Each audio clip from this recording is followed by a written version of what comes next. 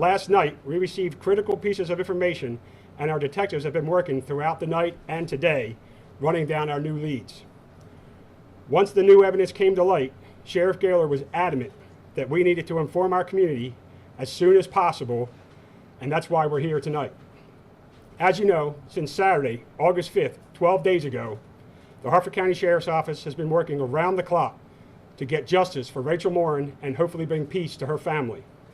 Since that first day, over 300 community tips have flooded our inboxes and emails. Her death has grabbed local, state, national, and international headlines, everyone with the same goal: find the killer and bring justice to Rachel. DNA evidence is part of nearly every modern-day investigation, and in Rachel's case, DNA evidence was collected by our Forensic Services Unit. That DNA was analyzed by the Maryland State Police, and it was ran through the National CODIS system. This DNA evidence has come back as a match, tied to a home invasion and an assault of a young girl in Los Angeles this past March. Unfortunately, that suspect has not been positively identified, but he did leave behind his DNA. Based on the DNA evidence, we consider the individual in the video we obtained from the Los Angeles Police Department and that we are about to show you on our TV screens to be the person that murdered Rachel Morin on August 5th. So we're now going to show the video. And just so everyone's aware, this video, after this press conference, this video will be posted on our social media.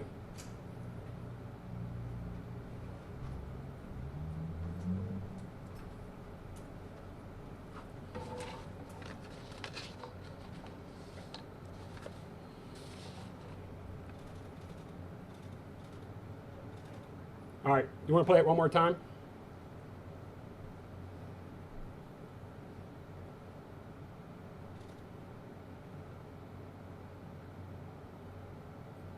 Okay.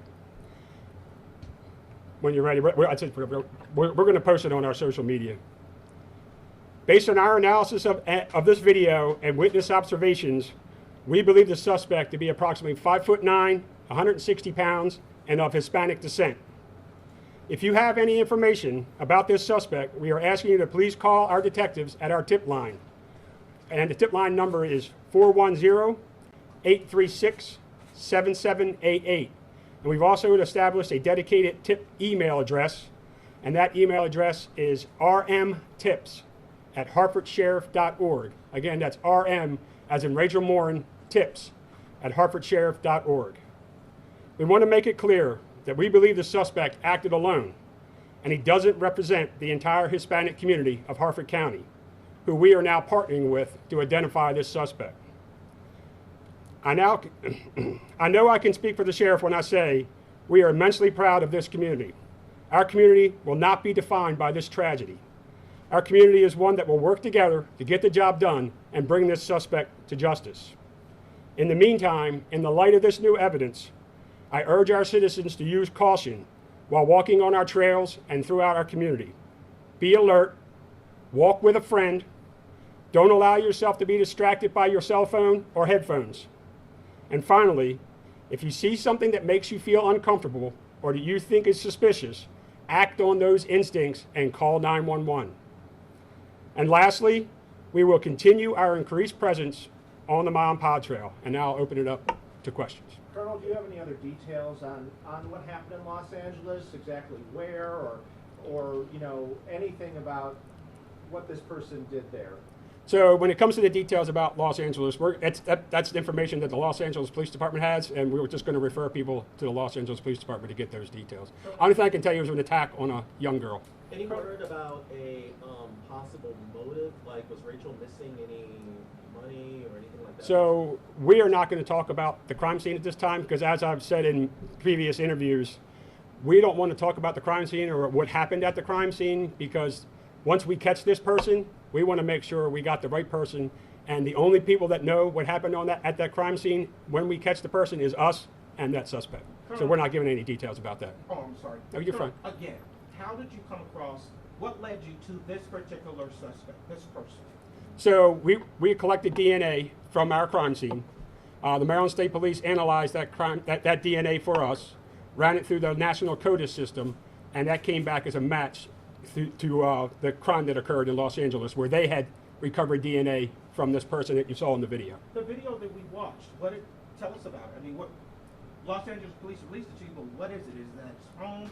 Is it at a scene of a crime? That is at a home, and that is the suspect leaving the scene of the crime there.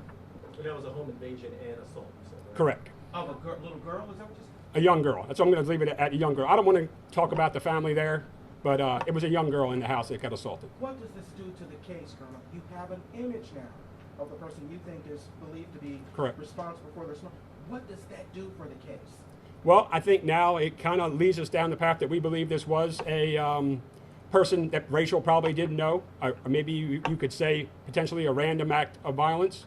And we're hoping that the community now can watch that video, and we also got still pictures that we're going to be putting out, and that somebody can identify him.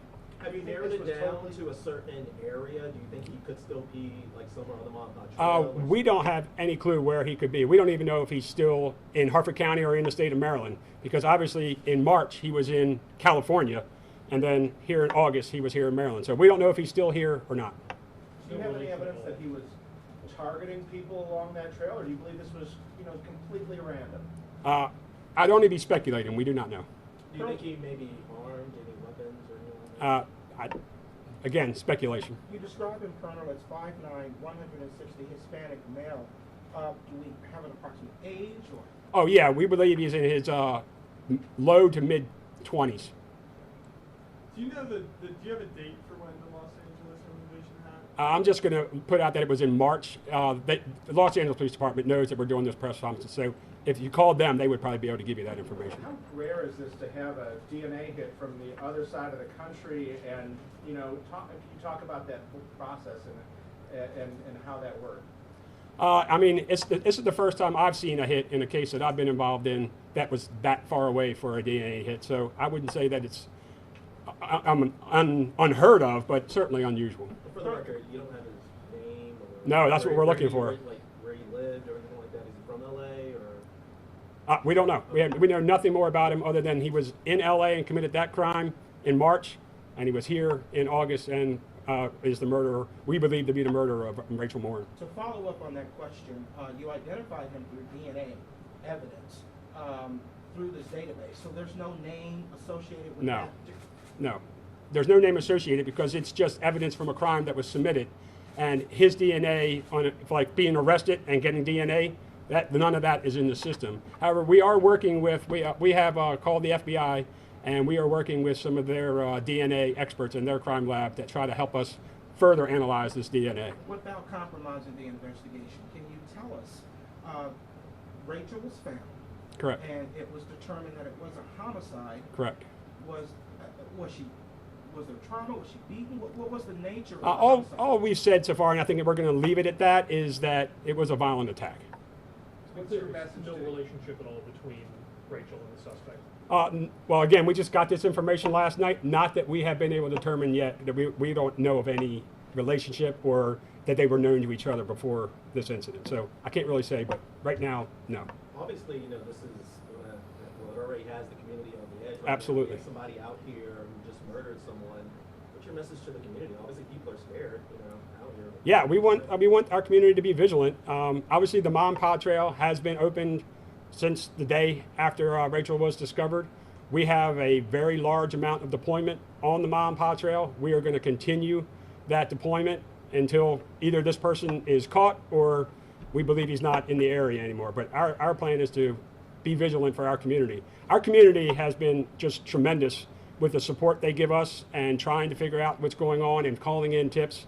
And we're hoping that maybe even people from LA will see this interview and see that this person committed that crime there, and maybe somebody knows him. We believe and we hope that somebody who actually knows this suspect that's in the video will be able to identify him for us. Forgive me if you said this. Are you revealing where the DNA was found? No. Was it under fingernails? No, or we're not. something? We're not going to reveal that. That video was from Los Angeles? That video is from after the assault?